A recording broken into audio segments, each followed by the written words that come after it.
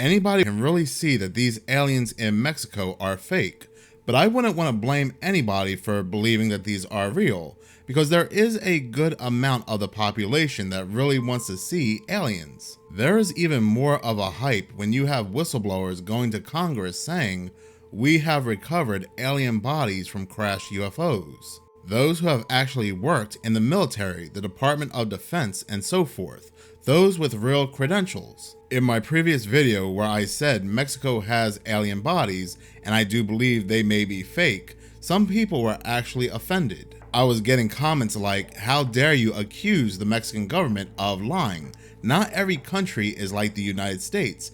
Get out of your bubble, you racist."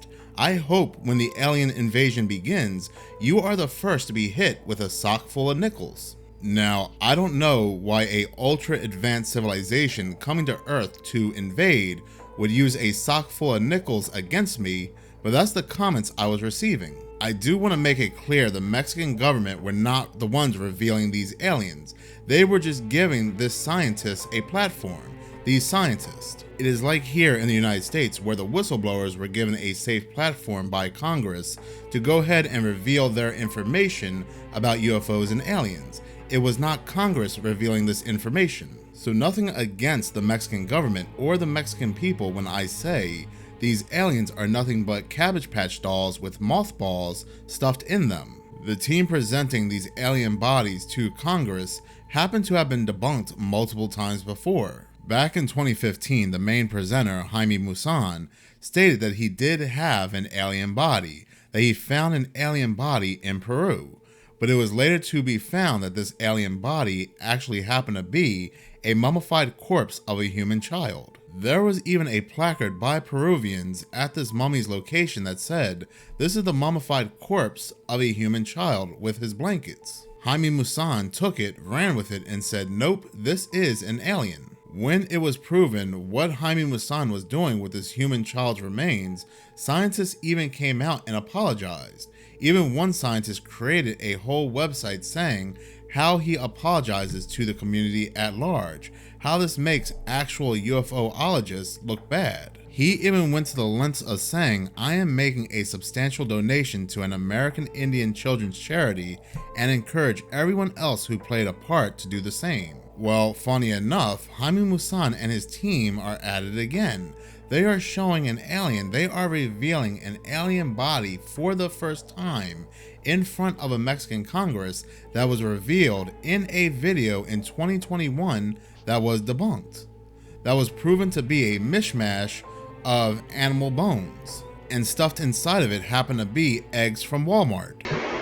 I have a simpler explanation. Someone who created these was little bothered by biomechanics or anatomy. Their goal was to imitate the outer shape. So they just grabbed whichever bones fitted in size and covered them with some substance to imitate flesh. Now let's study the X-rays of the small mummies. Ufologists go as far as calling them humanoid reptiles. So what do we see? Same stuff. A hodgepodge of human and animal bones. Here's a mummy named Josephine. A real beauty. Instead of humeri, she sports femurs, or thigh bones. Her legs are even more baffling. One of the thigh bones is actually a femur, only facing the wrong way around, while the other one is a tibia. And they are completely mismatched. With the hip bone, there's no joint there at all. The poor humanoid wouldn't have made a single step. Some of the bones are simply chopped off. Note this asymmetry here. The fingers are a total mess too. The first pseudophalanges are facing in different directions on her left and right hands, with the white part facing up or down. Well, they just forgot to turn them the right way. Stuff happens. Paleontologist Julien Benoit thinks that those who crafted the small humanoid mummies used skulls of some small mammals for their heads, such as a llama or alpaca. Comparison shows that the reptiloid's cranial cavity fits perfectly the cranial cavity of a llama.